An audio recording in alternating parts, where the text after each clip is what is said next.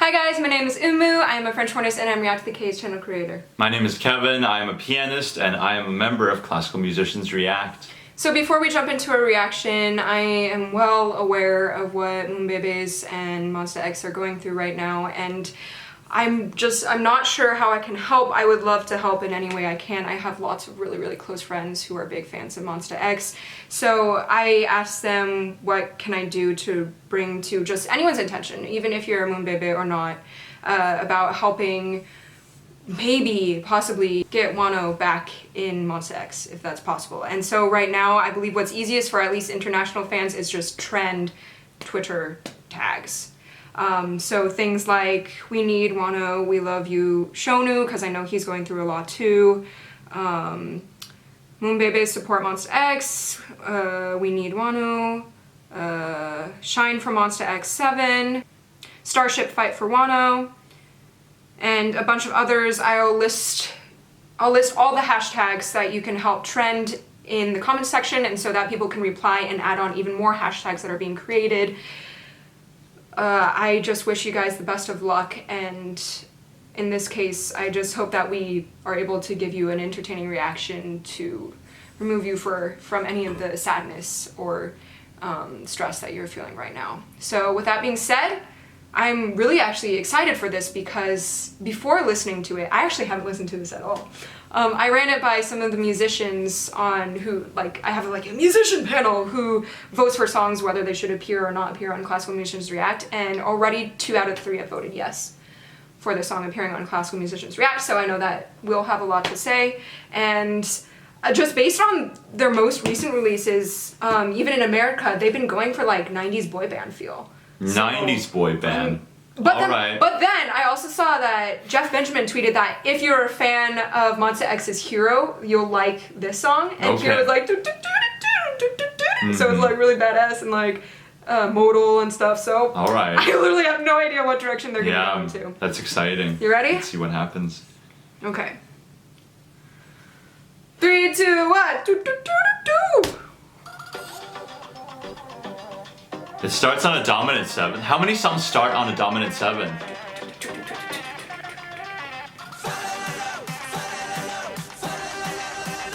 Okay, the beat.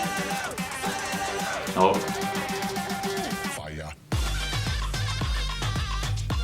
I really like that hook. Okay, dance break starting off the song. Reverse form. It's just an intro. They can be creative with it.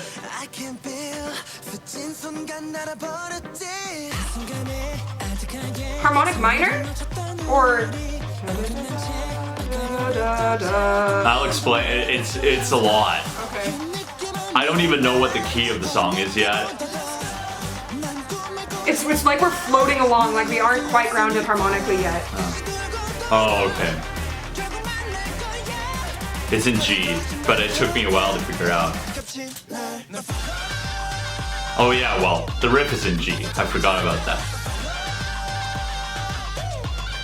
Because when you start on a dominant 7th, everything gets confusing.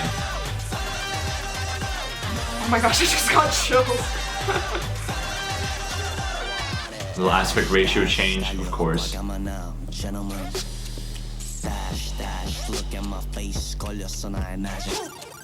Completely different texture. Duh, duh, oh, syncopated, oh. Wow, okay. Whew.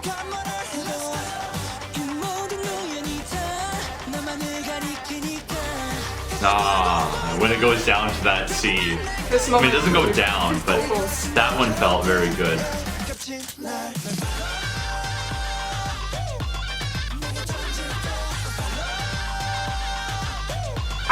Go ahead.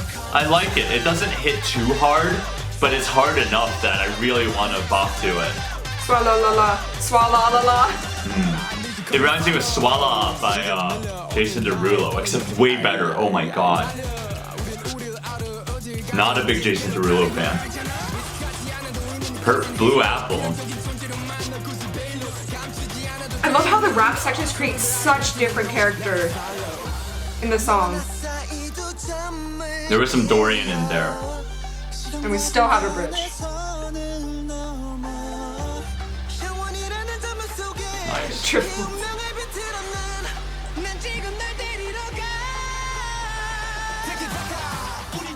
Alright, one more Nice. build up. I like that there's an extra rap before it just hits to the chorus. Nice. Still haven't landed. Keeps going, keep going.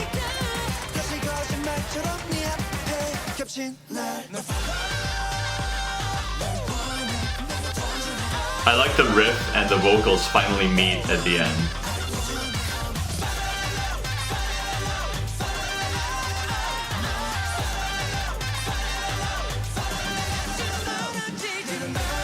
Nice. Oh! Major. Major? Yeah. But major Phrygian or? No, just major. Just major? Yeah. Okay. So we weren't... What modes? What happened there harmonically? It's mostly just major minor play. Okay. In the bridge, there was a hint of a little Dorian because there was like a 6. There was a C major chord which implied like a 6 that was raised.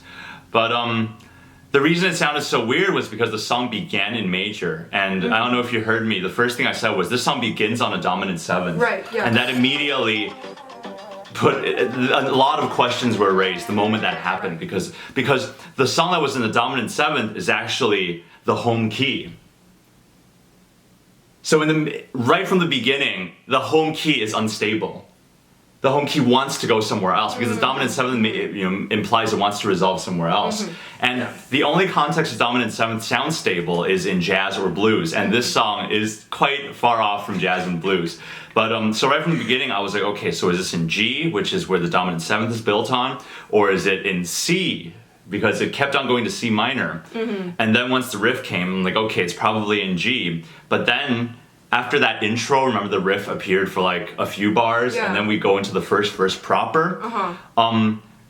We still get that G major sound because G dominant 7th is like a major sort of variant, but the melody is in minor. So there's a major minor clash at the beginning, which is where you were like, okay, is this modal? Is this harmonic? Yeah, no, it's because there's a major minor clash. And in a sense, that makes this song almost have a palindrome type of structure. Because at the very end, it's in G minor, but there's vocals in major. So it's like the other side. First part, the harmonies in major, and the melodies in minor, and then in the end, it's flipped. What I would give to have either better pitch understanding or perfect pitch. Man, because so I kept asking if it was in modal because we've got 2 modes that music can be in, major and minor, and each have a specific pattern of half steps and whole steps. I'll put them in pictures down here. And so when I said mode, a mode is basically those patterns but changed a little bit. And so one that actually Monsta X has used before, Phrygian, that is the minor mode, but the second note is lowered a half step, so it has da da da da da da da da, more clashing badass feel. And so this had a bunch of major minor stuff going on, so it was really tricking my ears, and I wasn't quite sure what was going on. But I see why it's kind of Monsta X Hero-esque, because Hero had a riffing saxophone, and this had a synth that kind of sounded like a soprano sax, or maybe like some other instrument. Yeah, because I was reminded of sax as well, but there was enough difference in the sound, in the way it sort of attacked and decayed, that I was really intrigued by it, and every time it happened, it was very welcome. And then in the end, they spiced it up. And I think the structure is very nice too. There was a point near the bridge after the first da da da da da da da, those little triplets. I'm like, okay, they're gonna hit the chorus one last time, and that's gonna be it. But then no, they add an extra rap verse. And then the da da da da da da gets repeated one more time, which is really awesome. And then the chorus reappears with extra vocals, and in the end, the FALALALALAOW comes back, and it kind of worlds collide at the end of this song. Which, in the end, I think this is a perfect example of what Monsta X's sound is, because in their vocal parts, they tend to have thick harmonies, similar to what we usually assume with just SM entertainment, which then, in the end, I think adds up to a perfect bundle summary of what Monsta X's sound is, because sometimes they do have really thick harmonies, I think starting even with Beautiful's melodic line, and then what mainly came to my mind was Alligator's chorus and shootouts bridge, where we have like usually around 7th chord harmonies. And then we got it mixed in with some really, really fun rhythmic rap sections. And then I was really, really impressed by a dude who sang pre-chorus. And I'm not 100% familiar with Monsta X names, and I know my friends will murder me, but dude who sang pre-chorus, yo!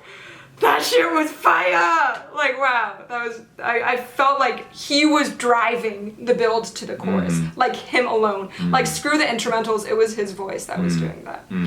Yeah. As far as the boy band influences go, I didn't really catch a lot of the 90s boy band influence. It seems like they kind of took a sidestep from it. However, there is something that actually did remind me of some of the music of the 90s. So, pop music nowadays, they're not really subtle when they borrow from Latin American rhythms and sounds. And I felt like back in the 90s, those influences still existed, but they were a little more subtle. For instance, at the beginning of this song, there was a hint of a reggae tone. Right. Dun, dun, dun, dun, dun, dun. But then after 2 bars or 4 bars, it immediately switched to like your classic build-up. Dun, dun, dun, dun. It smoothened out.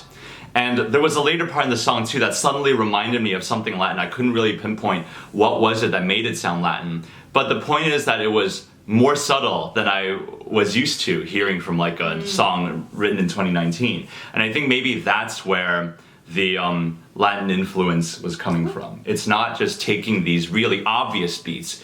It's even going more like a Ricky Martin type of sound. And Ricky Martin isn't subtle, but compared to the elements that people borrow nowadays, Ricky Martin has a more holistic approach, and I think this kind of has that feeling as well. Cool. Well, our next step is to run it by the rest of our musicians panel. We'll see what they say, and just sending you all lots of love and support. Thanks for watching. Bye. Bye.